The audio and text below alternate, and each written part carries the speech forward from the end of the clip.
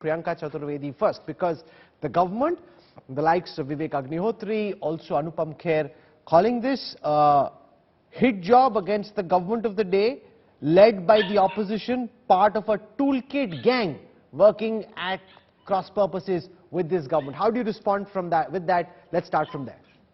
You know, the problem in the country is that the narrative has been reduced to anyone critical of the government is critical of the nation. Anyone critical of Narendra Modi ji is criticizing the nation. The nation and the government are two separate things. The government is elected every 5 years, and that cannot be interspersed with the country. And that is the main difference. Similarly, we're seeing what happened with Kashmiri Pandits is being reduced to just a movie, one of the various movies. He was making a point about Schindler's List being criticized. I think if you just do a basic Google search, criticism about Schindler's List, you'll find thousands of them. Are we saying a movie that was oriented towards profit making because none of the proceeds have gone towards rehabilitating Kashmiri Pandits? The intent was that while bringing out certain facts of history, it's something that is about Kashmiri Pandits. How has it changed the lives of Kashmiri Pandits? And when I talk about the government of India, and I say it with authority because I have got these answers from the parliamentary question, our debates that we have in the parliament, whether it is about rehabilitation of Kashmiri Pandits, whether it is about ensuring that because in 2014 and a post Article 370 removal, the promise was that the Kashmiri Pandits would be able to return back to their home. Have they returned back to their homes? You will get the answers in the various questions that I've asked, and they have not. Out of the 800 families that chose to stay in Kashmir post the 90s exodus are now moving out in the year 2021-22. They are choosing to move out because they feel unsafe. Lots of these government employees that became a part of the Prime Minister package are now feeling insecure because they have been victims of targeted killings.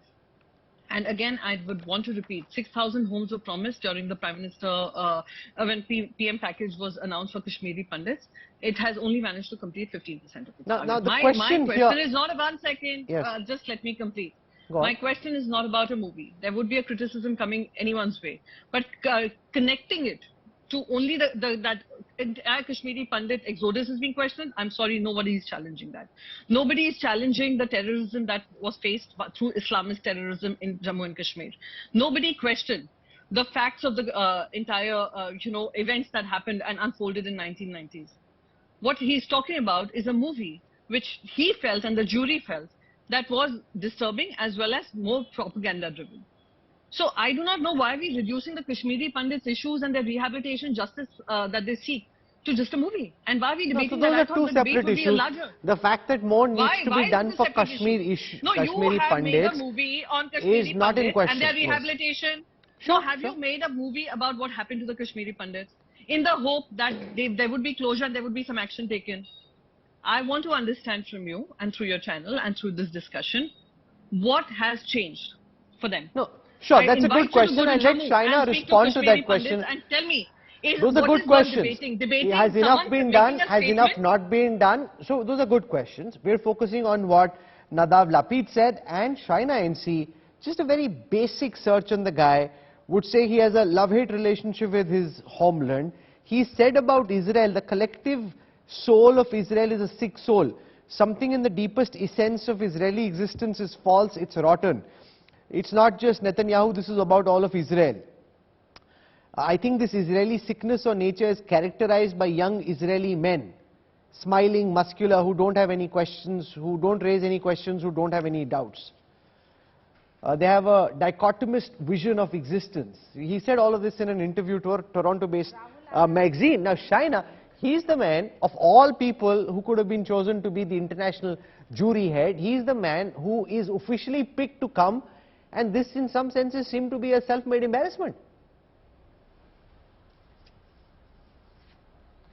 Rahul, firstly, let me please say, as the juror, he is welcome to make comments on technical, aesthetic quality, the socio-cultural relevance of the film. But having no knowledge of what Kashmiri Pandits have gone through and not having the basic sense of what happened in the 90s with the exodus and who were these Islamic terrorists from Pakistan who were responsible, he makes statement after statement. And please, let me quote what his own Israeli ambassador has said. He says that I'm no film expert, but this insensitive, presumptuous for him to speak about historic events before deeply studying them, and which are an open wound in India because many of those involved are still around and paying the price for it. This is the statement of the Israeli ambassador. Now my limited point is, no, but you didn't answer my question. Why invite this man who has a very bitter track record with his own country, who's known to be a troublemaker? Why invite him as the head of your jury? So you have said that, you know, why did we invite? If we didn't invite or didn't invite is a secondary question. Here we're discussing, you have somebody who comes to India and makes a statement which is so distasteful and shameful because he doesn't even know the historical facts. What happened to the Kashmiri Pandits in the 90s has been depicted in this film, as has been done by Schindler's List or during the Holocaust.